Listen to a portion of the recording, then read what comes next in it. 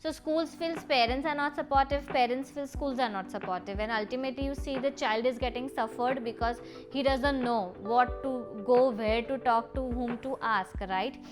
So I would say it's a very long process to change this mindset and this rigidity. So of course you have to talk to the parents and make them understand about long term vision, what will happen if the child will go beyond 10th, 12th, and what the child will study after college as well. So I think understanding them and making them understand about the long term vision would help us. And I would say no, it's not that they don't want to change, they want to come out of the community. They really need support in making them understand how education is going to help them in making a better lifestyle. Hello everyone and welcome to Brain Hydration Podcast. This is your host Trishla. I'm very thrilled for today's podcast as we have my good friend Kinjal, who is the founder of Shwas, an organization which educates and empowers kids from slum areas. We had a very insightful conversation on how she has been consistent for 14 years and what are her driving factors. I hope today's podcast brings you enough motivation to serve your community better. Hi Kinjal, how are you? Hi, I'm doing good. How are you? I'm also good. Okay, so for the people who don't know you, can you tell me something about yourself? Sure. So my name is Kinjal and I run an organization called Shwas, where we educate and empower slum communities. We have been working with them since 14 years and we are currently working in Ahmedabad, Baroda, Jamnagar and Rajasthan, and we're working with more than 14 slum communities as well. So I've by degree, I'm an engineer, a biomedical engineer by profession. But when I was in college, along with my friends, we started working with these communities, and that's when we realized that a lot needs to be done there. So after my engineering, we started working full time with them. So yeah. Okay. So can you take me to the first day when you started all this? How would you be feeling and what happened exactly over there? Sure. So initially, when I was in college, second year, I was there, and along with him, I had my 4 or 5 friends. So we just went to this community in Ahmedabad, and it was back then, it was more about understanding the problems, knowing the community, what their mindset is. So what we used to do is we used to spend time with them on weekends because all of us were studying, and we also didn't know what to do, how to progress. So it was more of understanding. We realized that all these kids go to municipality school, but what is the level of education? So then we started spending time with them, and it was more of if the child is in 6th but he or she doesn't know how to read and write or understand, so it was more just of knowing them and understanding them as well. So when I finished my engineering, I didn't know this is what I want to do full time. Back then it was more of I've done engineering, I want to work in a hospital because that's where biomedical engineers would work. But I realized that how much potential these kids have, right? Just like you and me, they have all the potential, but they're not getting opportunities like we got, neither from school nor from parents. So that's why they're lacking behind the system. So it was more of understanding and knowing how we can fill those gaps as well. So, right. So why did you choose the cause of education? Like people have the cause for food and like trying to helping them with maybe shelter or something like that. But why did you choose the cause of education? Sure. So when you go in the community, when you talk to them, you see there are a lot of problems, like you rightly mentioned about food, or you see domestic violence, you see alcohol, you see women empowerment and all those things. But when you go deep down, you realize that education is the root cause of everything, right? So if people are not educated enough, understand, or educated enough to survive themselves, it is very difficult for them to choose the right path in life. So it's very easy to work with the kids because now the parents or even their grandparents have so much rigid mindset that you cannot change them, you just cannot go and tell them that what you're doing is not right and wrong, and you won't just accept it. But when at a young age, at kids, when you work with them, you make them understand, they feel that change is definitely possible. So wherever you're going, staying here in Ahmedabad in India or outside, one thing that will be with you is your education, your mindset, right? So it's about empowering them. It is not just about, it's said that, you don't you cannot feed them every day, you need to give them purpose as well. So I felt education was just by empowering them and their generations as well. So yeah. Okay, so I think everyone who is working might either love their job or hate their job. You need certain factors to jump out of your bed and go to work. For you, what is that driving factor? While starting Shwas, I would want to start with this incident, because when I was in engineering, even I didn't know what my life's purpose is, or this is what I want to do. So, but then it was like, let's just take this step and see how is it going. So from educating them from weekends, we started educating them every day.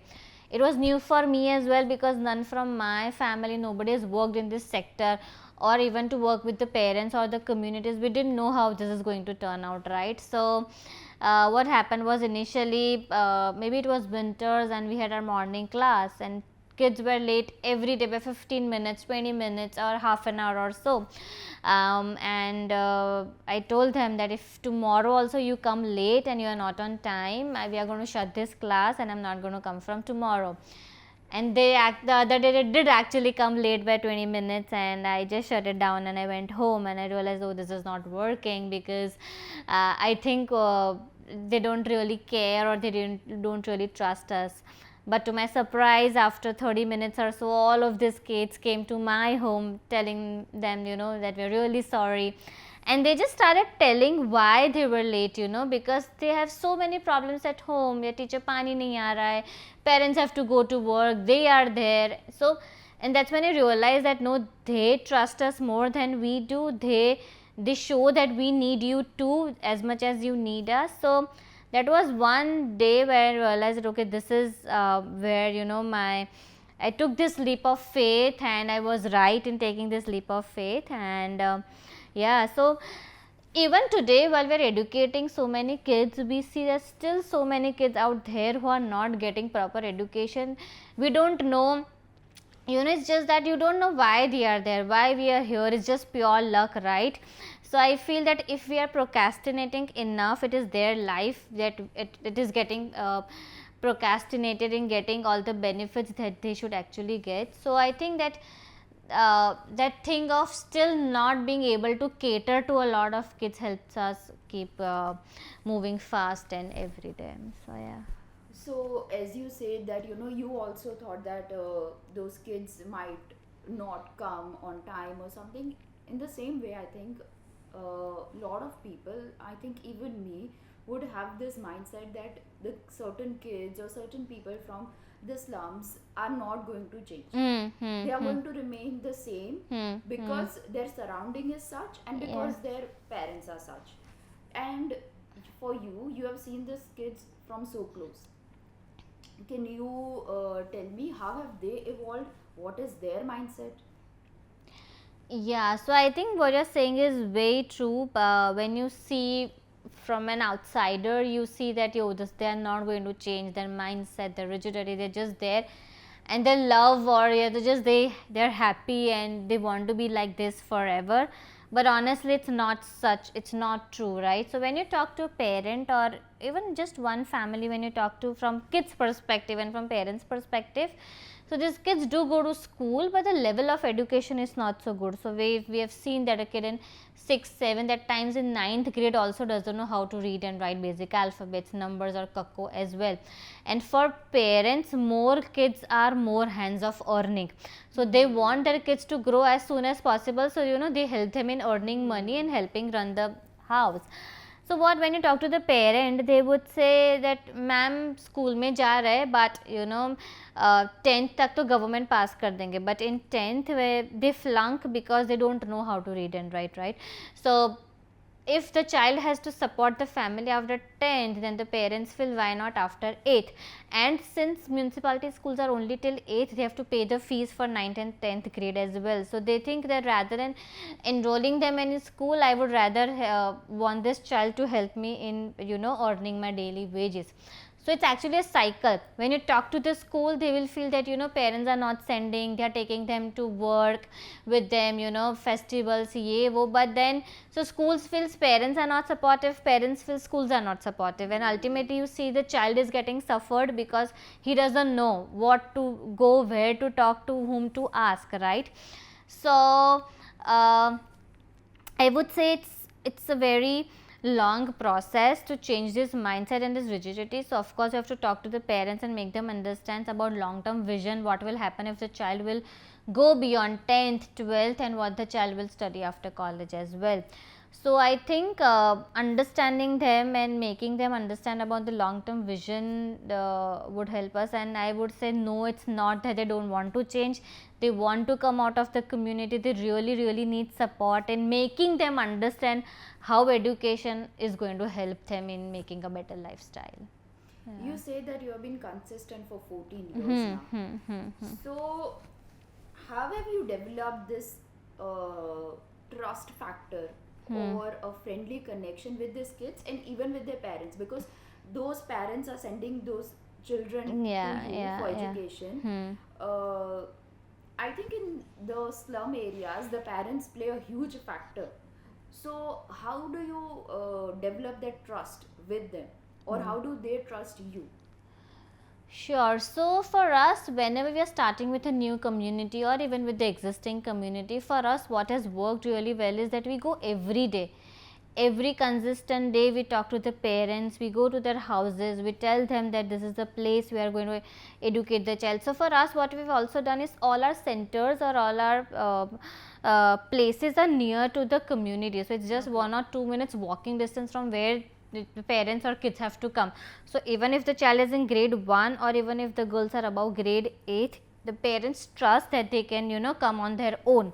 So one is that, and going and talking to them every day has really worked, because earlier when we used to work just on weekends or just going one time doesn't really make them trust us. And what the most important thing is, they need to have that believe that these people are going to be with us whenever we need them, they have our back or whatever the situation is. So that is one thing that really helps us in, I wouldn't say relationship, but trust, and they need to know that they can believe in us. So I think the point which you said, that making it accessible to them.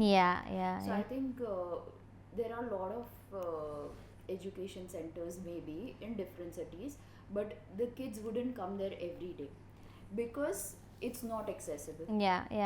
For when you say that you have the center near the area or in the area, it's like very easy for them to come. They can just walk for a minute or maybe 5 minutes and they can reach over there. I think that makes a difference.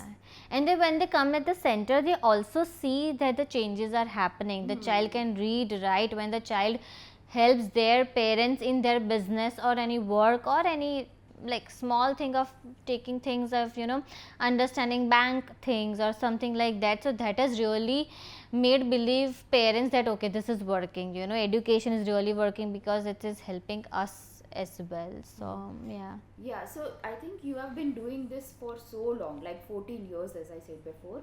Do you think that is it because you have empathy for them? Do you think that the factor of having empathy is very important to be consistent for such a long period?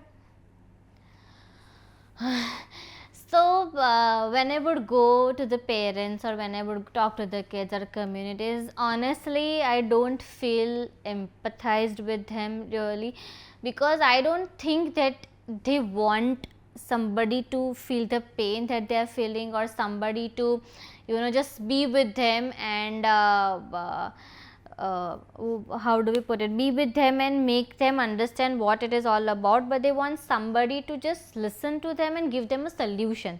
That is what they are looking for. If I get empathized with them, I really won't be able to support them the way I want to. It is really very important, which I have learned in this my journey, that it is very important to be detached to them, still be attached to them. So if you become empathized, you won't be able to get detached with them, and then you won't be able to give them all the support and love that you actually want to give. So honestly, I also don't think they are really looking for somebody who can empathize with them. They're just looking for somebody who can support them and talk to them and give them solutions as fast as possible that they would get. So in this 14 years, I have never felt empathized, because I feel if I get empathized, I won't be able to support them the way I support them right now. And that is what we also teach to our teachers and our team as well, that because teachers meet them every day, and the stories that this kids share is just too much of pain, or you would want to just ask that kid to come out of the house and stay somewhere else, but that is not the solution that you want to give, right? So we have to keep on telling them every day that you don't have to get empathized, but you have to listen to them and give them solutions, which is actually what they are looking for. So So the one thing which I also think sometimes is, when you go to such places and amidst all of these rising crimes, would I be safe over there? Do you feel safe over there? Does the people, like your employees, like your teachers, do they feel safe over there? Yeah, so absolutely working with this, initially when you start the center, you have to go in the community and talk to them and understand what the situations are. So I'd say I've never felt unsafe, or I've never felt unwelcome there. They always talk to you in such warm way that they want to they make you feel part of them as well. So is it morning or evening, we go with the teachers, we go with the team, never.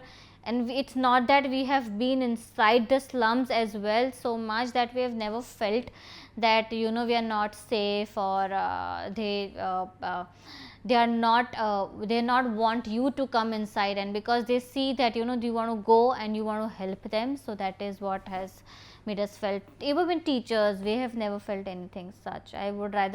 Anybody who has this doubt, I would say that you would want to go in the community and talk to them and understand that they really would be very welcoming. Yeah. Okay, as you are so much involved in all of this, it's your full-time job. On some days it's very challenging. On some days it might even make you feel little sad, or you might have a long day.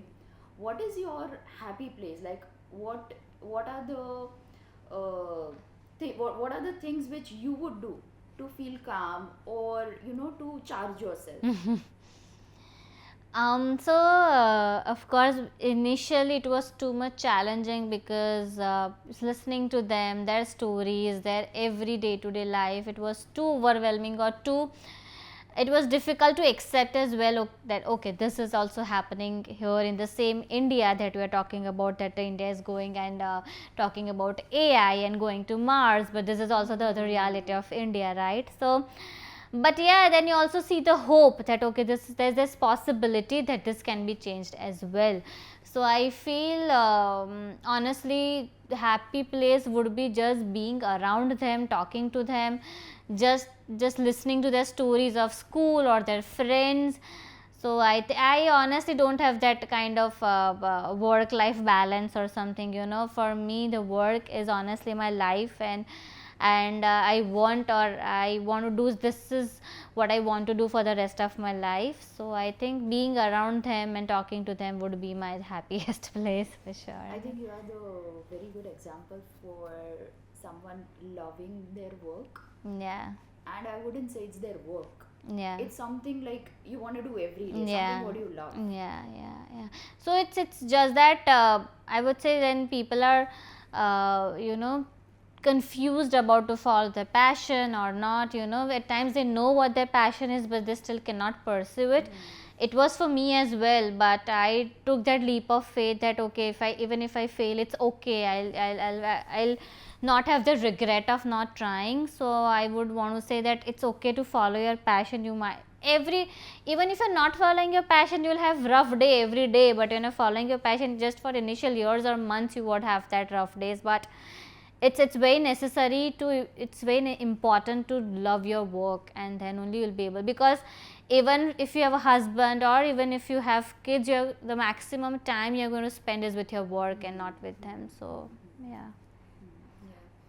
I think people say that when you serve someone or when you try to bring a change in your community, in your country, that is when God is going to help you. And in magical ways, there are things which are going to happen for you. So, do you agree to that? Yeah, so I think there's always something, I don't know what it is, like we call it God, we call it universe, but there's something that would always look up to you. There are times when we would be lacking funds or we would be lacking resources to run the center, but then from nowhere somebody would come and there would be there to support you and keep the show running.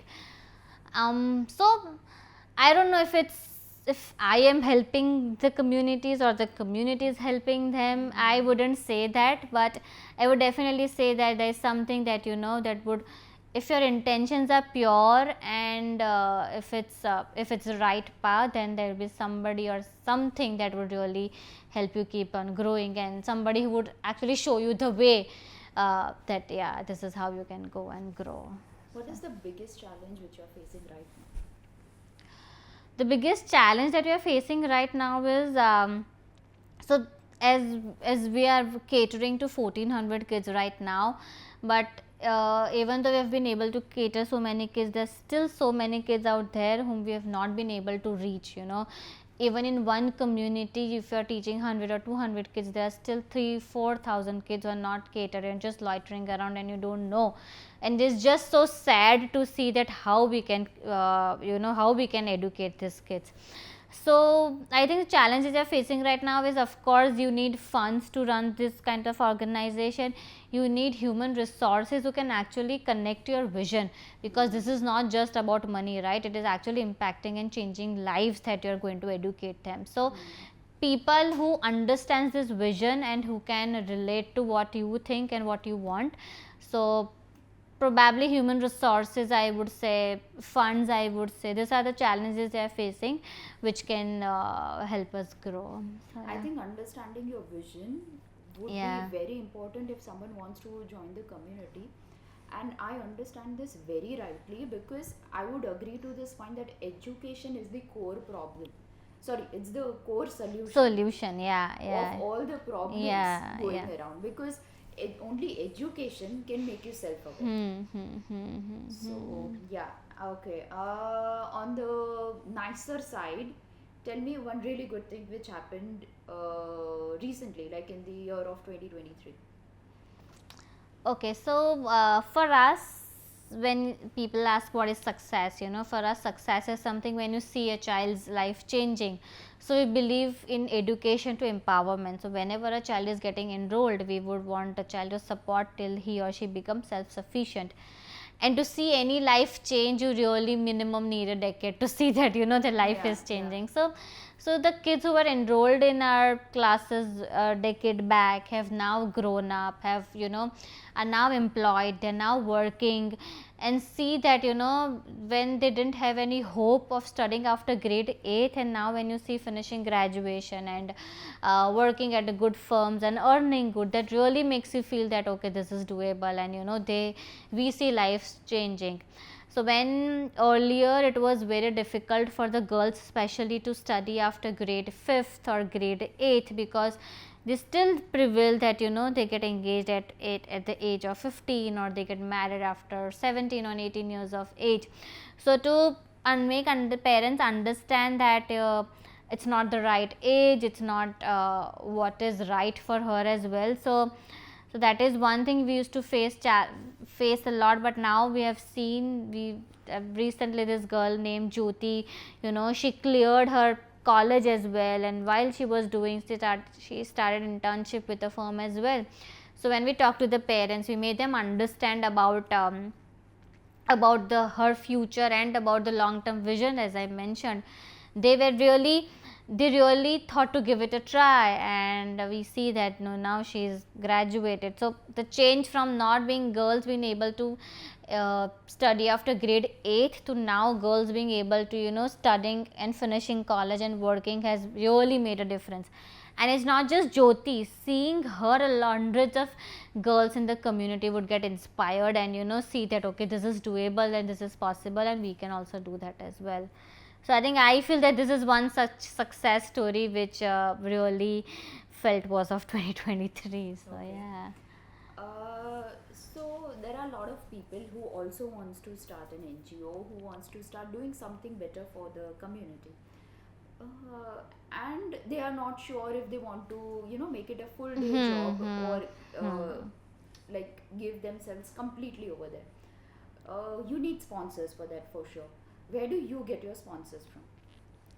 So for us, sponsorships are majority are through references, word of mouth, because NGO is something where you need to go first, understand, see, and then relate to the cause, and then you would want to donate, right? Because today it's it's education, it's in environment, it's animals, a lot of causes. So for us it's majorly word of mouth and the purpose that the person wants to donate, so that is there. And of course now when a lot of companies are into CSR, they need to donate their 2% of the profit to the organizations.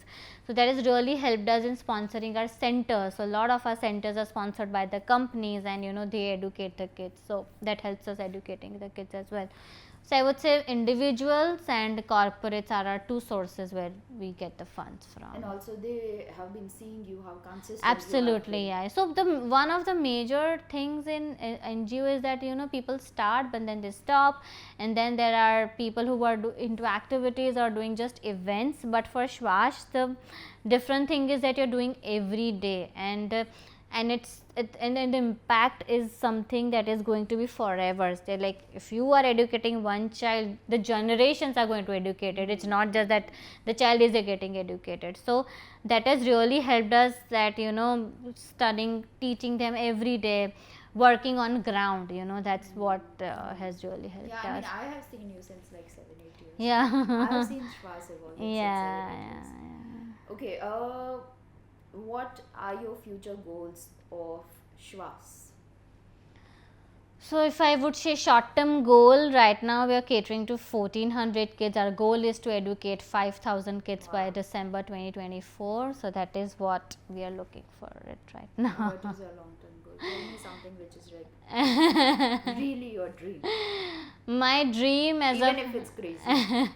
my dream is to reach out to all the slum communities in Gujarat, and I don't know why I say Gujarat, but Gujarat, and we're working in Baroda, Jamnagar, Ahmedabad as of now, but I want to reach to Rajkot, Surat. I want to reach those remote places in the villages where kids are not going to school as well. So my dream would be as crazy to educate every child in Gujarat as of now. So, yeah. Even the small villages, I think, Yeah. because that's where they are not self-aware. Absolutely, yeah. Okay, there is this one topic which I talk about in all of my podcast, that is about social media platforms and how they are affecting our lives. It can be positive and negative, both. I believe in being more mindful towards social media. Also, because AI is evolving so fast, how can people be more mindful? So this is the whole segment which I want to introduce in all of my podcast, and I want different perspectives from all of my guests. So what is your take on social media? How has social media platforms helped you in your business? And how are you being mindful towards it? Sure. So, For me, social media has been a boon. Honestly, I would say maybe Instagram or Facebook or LinkedIn, because I have used to share stories, the realities of what is happening in the communities, with the families, with the kids, which has reached to so many people, and a lot of people have been aware about what is happening in the realities. So that has ultimately helped us in growing Shwas, or ultimately teaching more kids. So one is, it has really helped us, and it has worked for me as a boon in growing Shwash and getting connected to people and even corporates as well, because nowadays when you see, people see more of Instagram page than your website or Facebook page to see what work you are doing, right? So yeah, but of course, as you mentioned, it's really important that why you're using social media. For me, maybe to promote the stories or the realities, and or for some could be being aware about what is happening in the world. But yeah, so how I am being mindful is, of course, that I've set an alarm that I won't be using social media for more than 1 hour a day. So when it crosses that limit, I am being more mindful about how I don't have to use social media now, because it's done. And so I would say more of, why are you using social media? Are you just browsing other people's lives, or are you just actually looking for something that can help So setting you? your boundaries according to Yeah, what is your yeah, purpose for social media. exactly, what is your purpose of social media, and why are you using that? So I think if you know that answer, you'll probably won't be browsing it too much. That's what I feel. Yeah. Okay, I think it was wonderful having a conversation with you Same and here. getting all the knowledge of how one can start an NGO and serve the purpose, or in fact, they can just join Schwarz. Yeah, yeah, yeah, yeah. Yeah. Okay. Thank you. Thank you. Thank you for coming.